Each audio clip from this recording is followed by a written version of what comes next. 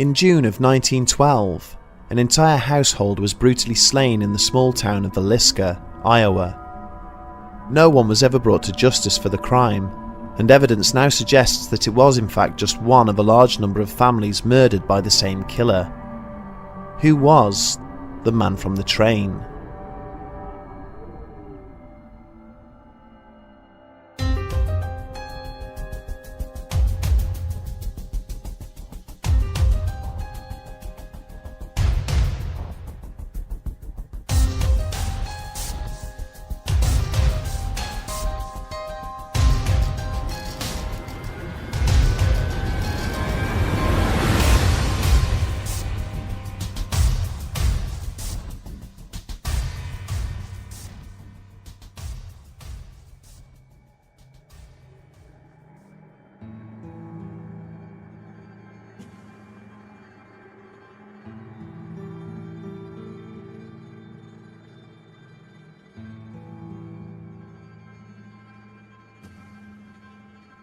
The church service had ended at about 9:30 p.m, and as the small group slowly made its way back through the centre of town towards their home, they had attracted no small amount of attention from the people they encountered.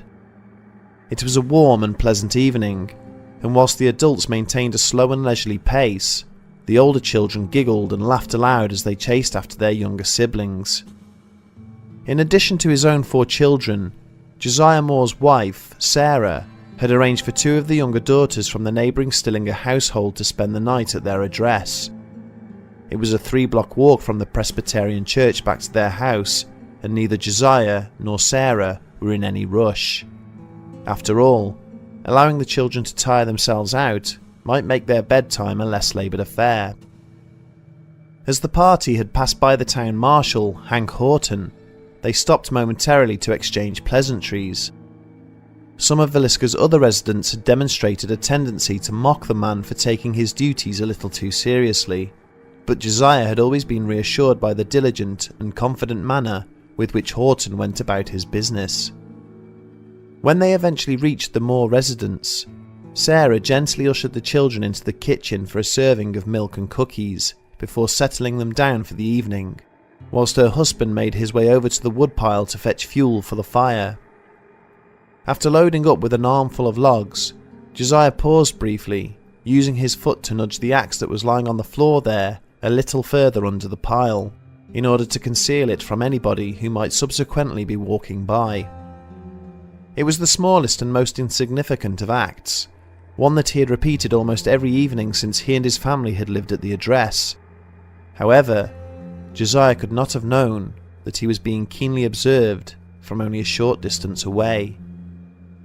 His task complete, he walked back over to the house and shut the door behind him. The woodpile sat a few feet away from the barn, which stood silent and foreboding, in stark contrast to the candlelight and sounds of merriment emanating from the main residence. Hidden away inside the outbuilding's darkened interior, a man lay propped up on his side, staring intently across the yard through a small knothole in the wooden wall. He had watched with interest as the happy group had returned to the location, his gaze resting for a time on 12-year-old Lena, the older of the 2 Stillinger girls. One by one, the lamps in the Moore household were slowly extinguished as the family settled into their beds. He felt a warm and pleasant feeling finally rising within him. It would not be long before he could finally satisfy the painful urges that had grown to consume him. Not long at all. The following day, the family's elderly neighbour, Mary Peckham, noticed that nobody had emerged from the Moore household that morning to tend to their animals. She took the liberty of letting the family's chickens out for them, and then proceeded to knock on the front door. After several attempts, she was still unable to raise anyone's attention from inside, and found that all the building's windows had been covered over with either curtains or bed sheets. With growing concern, she returned home and called Josiah's brother, Ross Moore, who worked at the nearby drugstore. Ross arrived at his brother's home a short time after, but also failed to elicit any response from inside. Eventually, he used the spare key that Josiah had given him to gain entry, but still had to use a degree of force to open the front door, as it had been wedged shut from the inside with clothing. Ross cautiously stepped into the house through the empty parlour, immediately apprehensive.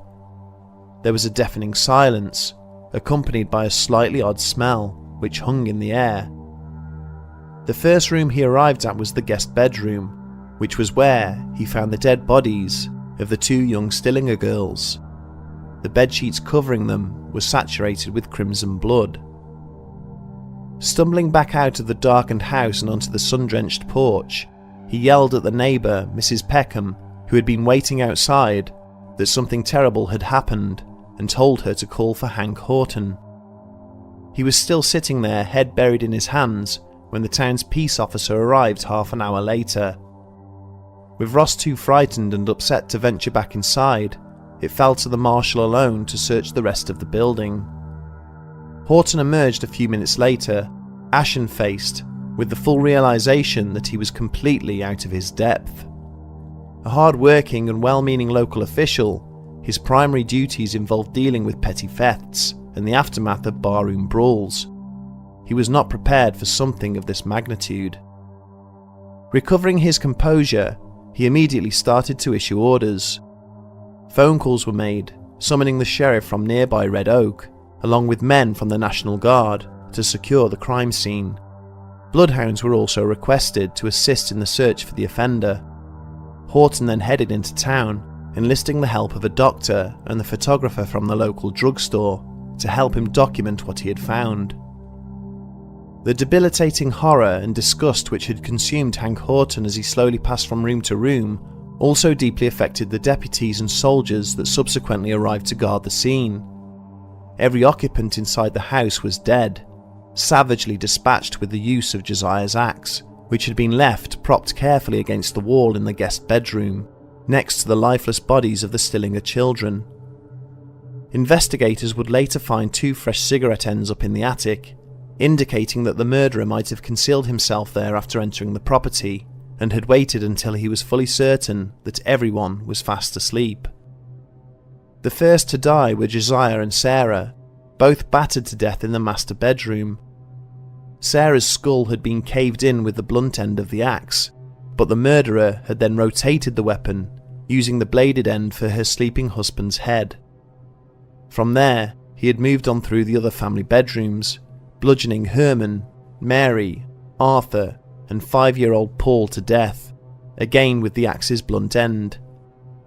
It appeared that after this, he had for some unknown reason returned to the parents' bedroom and again attacked Josiah's face with the weapon, hitting it so hard that Moore's eyes had liquefied under the relentless pressure of the heavy blows. The last to perish were the Stillinger girls. The positioning of Lena's corpse suggested that she had been the only victim to have woken up during the massacre. She lay slightly further down the bed than her younger sister, as if she had tried to wriggle free from her attacker's grasp, with a wound to her upper arm that indicated she had held it outstretched in a feeble effort to shield herself from the murderer's blows. Lena's nightclothes were pulled up and her underwear had been removed, before being used by the killer to wipe the blood from the handle of the discarded axe. This was not the only grisly and unnerving detail to be found. One of Sarah's shoes, which had been placed underneath her bed, had filled up with her blood, before being knocked over by the attacker when he had re-entered to inflict further damage to her husband's remains. The killer had been deliberate and methodical, taking his time as he went about his deadly business.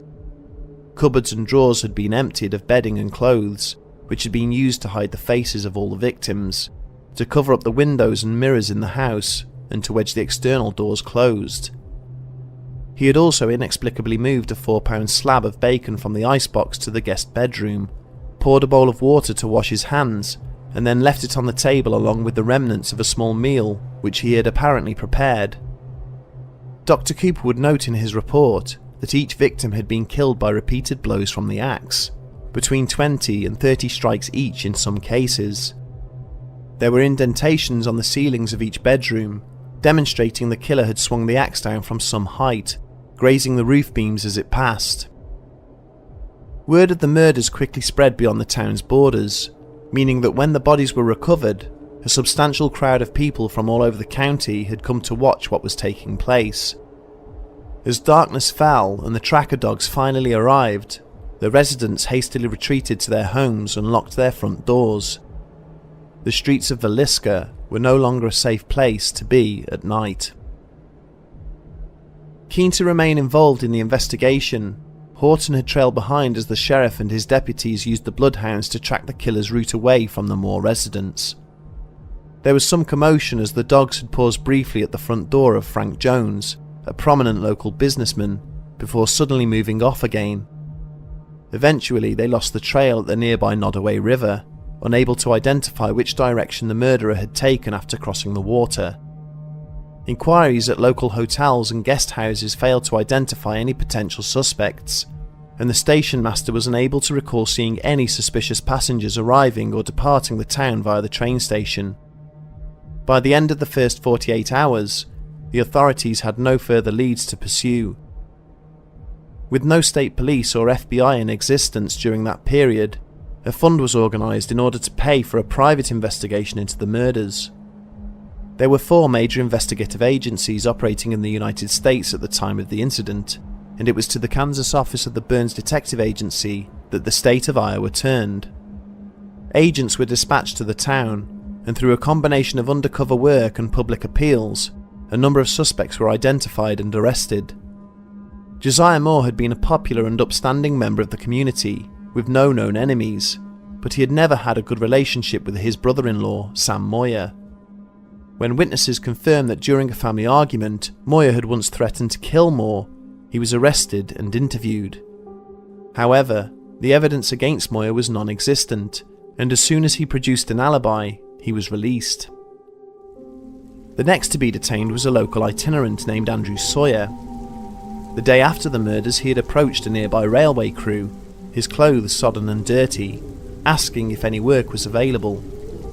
His foreman had contacted the sheriff to report that Sawyer kept on making repeated references to having just come from Villisca and knowing more about the case than he was prepared to let on. The deputies who arrested Sawyer testified that he had immediately become enraged, threatening to cut their heads off, but it was later proven that he had actually been in police custody in Osceola on the night of the murders. A convicted killer by the name of Henry Moore, no relation to the victims, was later interviewed by the detectives, as he had murdered his mother and grandmother with an axe, but there was again insufficient evidence to place him before a jury. 2 years after the murders, the Burns Agency dispatched another agent to Villisca in an effort to resurrect the now stalled investigation into the slayings. The newly assigned detective's motivations for accepting the case, though, were less about seeking justice and more about seeking wealth. His name was James Newton Wilkerson, and he was a deceitful and greedy soul who had built a moderately successful career by manufacturing and twisting the circumstances of each case he had been assigned to fit his desired outcome.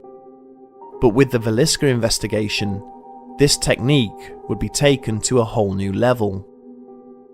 Immediately upon his arrival in the town, Wilkerson seized on the fact that the bloodhounds had paused momentarily at the front door of Frank Jones and set about pulling together a case against him. Since the murders, Jones had successfully campaigned to be elected as a senator. He was the owner of a number of local businesses, including a tool company that Josiah Moore had once managed for him. When the popular and easygoing Moore had left this position to start up his own business, a significant amount of Jones's existing customers had followed him. Using this story as the motive for the murders, Wilkerson threw himself into a very public campaign to get Jones indicted for the crime. He sought out the politicians' rivals and business competitors for funding, and held public meetings, taking the word of any lunatic or drunk as solid fact, until he had finally constructed a sufficient narrative to put before a grand jury. Unsurprisingly, not one of the witnesses that Wilkerson brought into the courtroom had any credibility. Few were from Villisca or had ever been to the town, and many were just seeking notoriety by attaching themselves to the court case. But Wilkerson was not to be deterred, and when his first attempt to convict Jones failed, he decided to change tactics. In July of 1914, 2 years after the deaths of the Moore family, an Illinois resident and Army veteran named William Mansfield was arrested on suspicion of using an axe to kill 4 members of his own family. The new indictment that Wilkerson brought before the court maintained that Jones had ordered the murders of the Moore family and had paid Mansfield to carry out the act. Frank Jones fought the allegation tooth and nail, and after 6 long years, both he and Mansfield were cleared of the charges, but the damage caused to the wider investigation of the Villisca axe murders was irreparable. Eventually, Wilkerson's career would end in disgrace. When it was discovered that he had been using money for the case to fund a political career of his own, he was removed. Several years later, he was then sacked altogether, after being caught having an affair with the wife of a client. The last suspect to be charged with the killings was George Kelly, a church minister who had spoken at the service the Moores had attended on the night of their deaths. Something of an eccentric, he had attempted to shoehorn his way into the early days of Hank Horton's investigation, but had been warned off due to his obvious mental health issues. In 1914, Kelly was committed to a mental facility after trying to persuade a 16-year-old girl to sleep with him, and whilst being held there, it was alleged that he had confessed to the Villisca murders. He was tried at court twice for the crimes, and released on both occasions when it was proven his account bore no resemblance to the actual crimes themselves. It was not just the savage and brutal nature of the Villisca axe murders that caused such alarm for the local residents, but also the fact that the crime was committed at the very heart of their community. With the benefits of modern transport, communication and educational systems, it is easier now to evaluate and understand such an incident, but to the people of that era, the frenzied and audacious nature of the act could only mean one thing. The killer must have had an existing link not only to the victims, but also to the town itself. This closed line of thinking unfortunately meant that the investigation into the incident would never be sufficient to catch the murderer. A serial killer who used the nation's train network to stay one step ahead of his pursuers, and had already spent a decade perfecting his grisly technique. The individual who slaughtered both the Moore family and the Stillinger girls as they slept in their beds would eventually become known as the man from the train. In part 2, we will reveal not only his identity, but also the full extent of his horrific crimes.